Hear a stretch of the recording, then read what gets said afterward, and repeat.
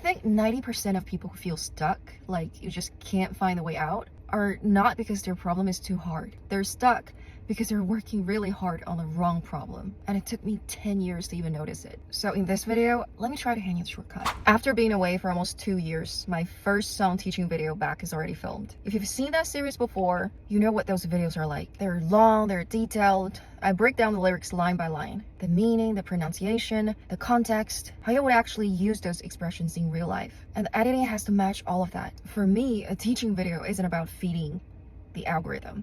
Not first anyway. Of course I want the video to perform well. I want high views, I want people to finish it. But if the people who actually came to learn something get less out of it, then what's the point? So I'm not trying to just get something posted. In the field I'm good at, I want to make the best thing you can find in that category. Yeah, that's a big thing to say out loud.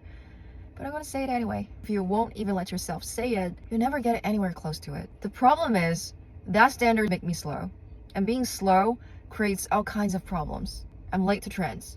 A song is already old by the time my videos comes out. And most importantly, you don't get to see me very often. So I got completely stuck on this one question. How do I make the editing faster? We tried everything. Templates, AI tools, different software, hiring editors, and none of it really worked. Either it didn't hit the standard, or getting it to hit the standard took more time than just doing it ourselves. So I was stuck, like genuinely frustrated. But then one day, it just hit me, like, wait, what if I've been asking the wrong question this whole time? What I cared about was never, how do I get videos out faster? Dig a little deeper, it was, I don't want to disappear on you again. Those two questions sound similar, but they're completely different. Faster, I can't really solve that.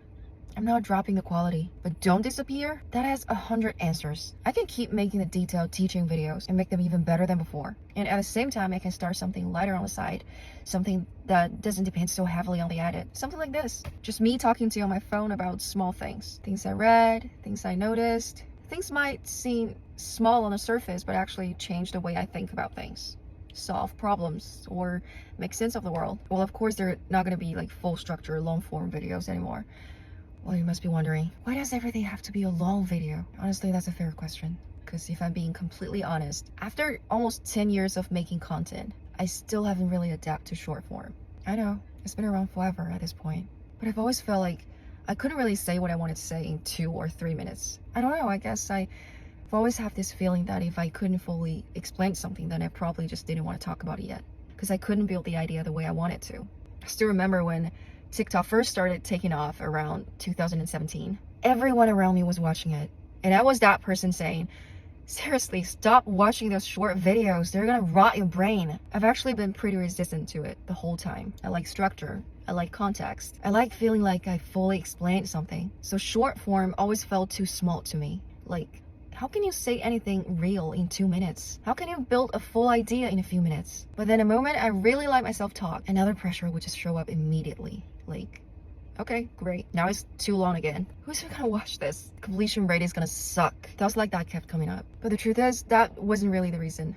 I was just avoiding it. You know, sometimes this isn't my style. It's really just another way of saying, I don't want to learn something I'm not good at. And that's when I had to remind myself of something, especially as the mom of a 6-year-old daughter. If there's one skill that really matters right now, it's the ability to keep learning. Everything's changing so freaking fast. Like, none of us really knows what the world's gonna look like 5 years from now. Honestly, at this point, we barely even know what next year is gonna look like. So the best we can do is stay adaptable. And whether we like it or not, this is how a huge percentage of people consume information now. It's the dominant language of the time we're living, which means this isn't something I should keep pushing away. It's something I need to learn. So I guess the real problem was never the editing. The real problem was that I need to stop hiding behind quality and learn how to speak the language of the times. And what I just did there is actually a thing in psychology, the problem behind the problem.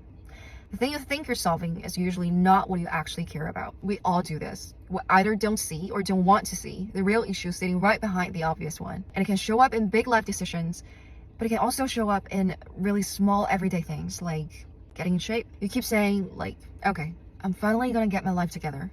But then you start waiting. You can't go to the gym every day, so you don't start. Running at night feels unsafe.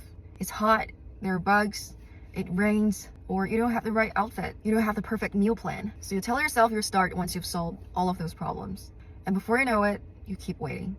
But was the gym ever really the problem? Perfect meal plan ever actually the goal? No. It's just burn a little more than you take in. That's it.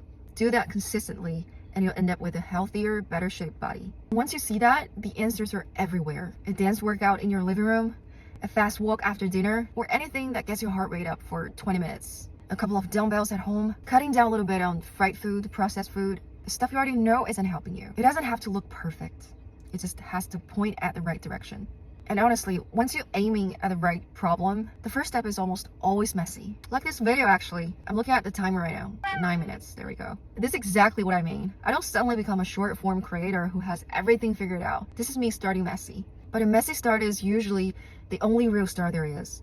So next time you feel stuck, before you try harder, maybe pause for a second and ask yourself 3 questions. 1. What problem am I actually trying to solve here? 2. What result do I really want underneath that? And 3. If I only look at that real result, what is the smallest thing I can do today that points straight at it? Answer those, go do the small thing, and so much of the spinning just disappears. So what came up for you while listening to this? Is there something you've been stuck on, or you might be solving the wrong problem? Drop it in the comments. Maybe we can figure it out together. And also, tell me if you like this kind of video, because I might do this more often if you do. For next time, I'm sure I can make it shorter.